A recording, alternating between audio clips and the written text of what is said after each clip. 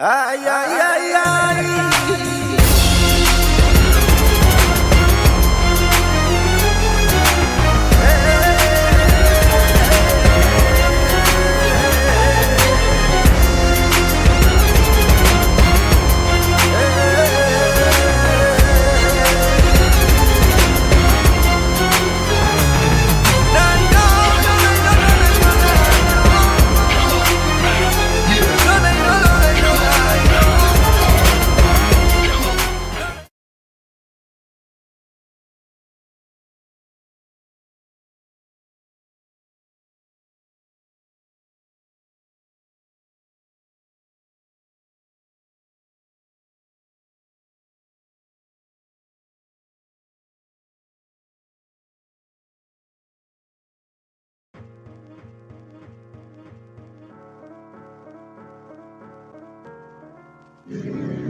Pengertian cloud computing. Cloud computing adalah teknologi yang memungkinkan penyimpanan dan pengolahan data melalui internet tanpa harus menggunakan perangkat lokal secara langsung. Dengan cloud computing, pengguna dapat mengakses data kapan saja, di mana saja selama terhubung ke internet. Nah, teknologi ini banyak digunakan dalam kehidupan sehari-hari, baik untuk kebutuhan pribadi maupun bisnis. Contohnya itu layanan cloud computing, Google Drive, Dropbox, dan iCloud. Semua layanan tersebut tuh menyimpan data di server milik penyediaan layanan, sehingga pengguna tidak perlu menyimpan data perangkat sendiri. Oke, dari seperti yang saya jelaskan tadi, ada 3 contoh dari cloud computing, yaitu pertama, Google Drive. Layanan penyimpanan awan cloud storage aman dari Google yang memungkinkan pengguna menyimpan, mengakses dan mengedit file dokumen, foto, atau video dari perangkat apapun secara online. Lanjut, Dropbox, layanan penyimpanan awan, cloud storage, dan sinkronisasi file yang memungkinkan pengguna menyimpan, mengakses, dan berbagi dokumen, foto, serta video secara aman dari berbagai perangkat, komputer, ponsel, tablet. Terakhir, iCloud adalah layanan penyimpanan dan komputasi awan milik Apple yang dirancang untuk menyimpan data secara aman di server Apple serta menjaganya agar tetap sinkron di seluruh perangkat iPhone, iPad, MacBook, dan PC atau Windows.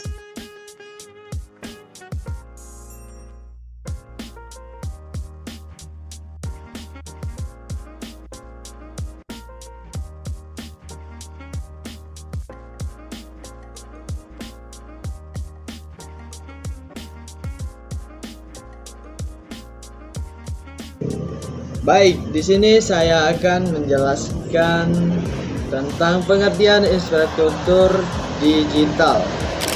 Ia adalah sistem pendukung yang memungkinkan layanan digital berjalan dengan baik. Adapun komponennya meliputi 1. Server. Fungsinya menyimpan, mengelola, dan mendistribusikan data serta aplikasi secara terpusat. Server memastikan kolaborasi, tim efisien, dan ketersediaan layanan. 2. Jaringan internet. Fungsinya penghubung antara server, perangkat, dan pengguna, menjamin alur data yang stabil, cepat, dan efisien. 3. Data center. Fungsinya fasilitas fisik, gedung atau ruang untuk menampung banyak server, dilengkapi pendingin, cadangan listrik UPS, dan menjamin infrastruktur. 4. Sistem keamanan. Melindungi aset data dan fisik dari ancaman cyber, firewall, enkripsi, maupun ancaman fisik, akses ruang, dan kebakaran.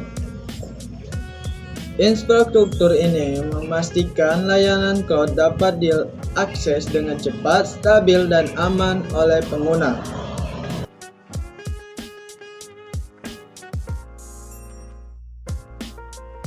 Nah, kalau dilihat lebih dalam, penerapan etika ini punya landasan yang jelas. Secara umum, etika didasarkan pada norma sosial, nilai moral, dan aturan yang berlaku di masyarakat. Selain itu, di dalam dunia digital juga ada landasan hukum.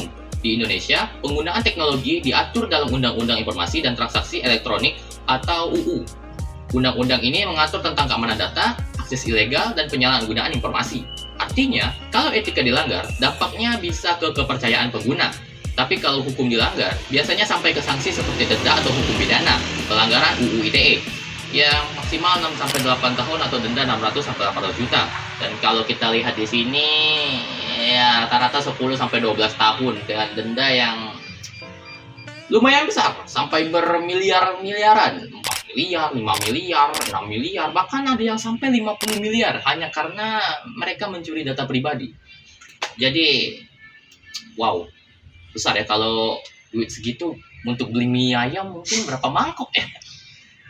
Wah, nggak kebayang sih aku. Wow.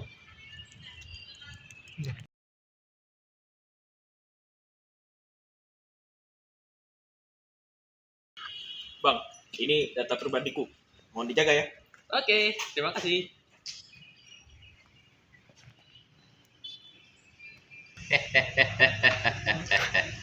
It was at this moment that he knew. He fucked up. Woi, maling lu!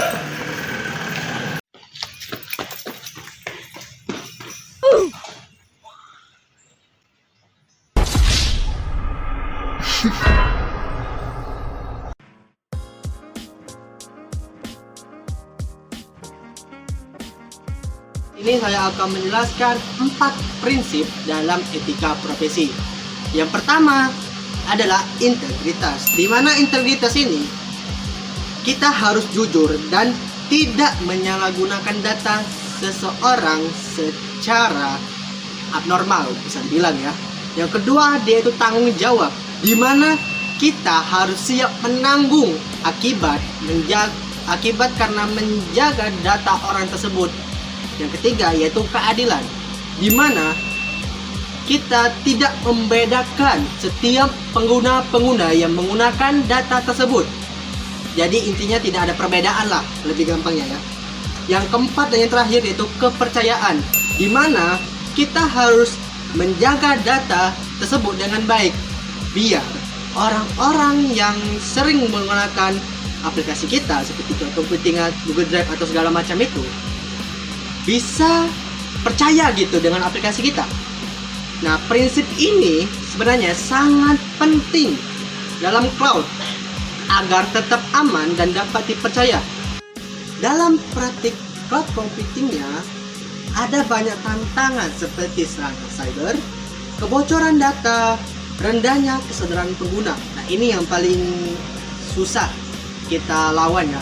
Karena banyak pengguna-pengguna tuh yang kesedarannya sangat minim dibandingkan serangan cyber atau segala macam. Justru itu yang paling susah. Selain itu, ketergantungan kita pada layanan cloud itu besar juga risikonya.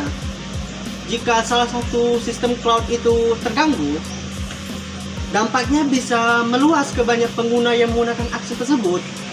Jadi bisa dibilang kita jangan terlalu ibaratnya bertergantungan dengan aplikasi tersebut terlalu berlebihan lah, karena takutnya satu pengguna menggunakan APK tersebut ada gangguan, kita dan yang lainnya pun kena gangguan.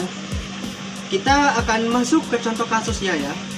Baik, kita masuk ke dalam contoh kasus pertama, yaitu kebocoran data pada platform medsos yang sering kita pakai, yang mungkin kalian semua pada tahu ya, yaitu Facebook. Yang dimana data jutaan pengguna Facebook diakses tanpa izin dan disalahgunakan oleh pihak-pihak yang ibaratnya tidak berhak untuk mengakses data-data orang tersebut. Dampaknya sangat besar, mulai dari pelanggaran privasi hingga manipulasi data orang-orang yang diakses tanpa izin tersebut.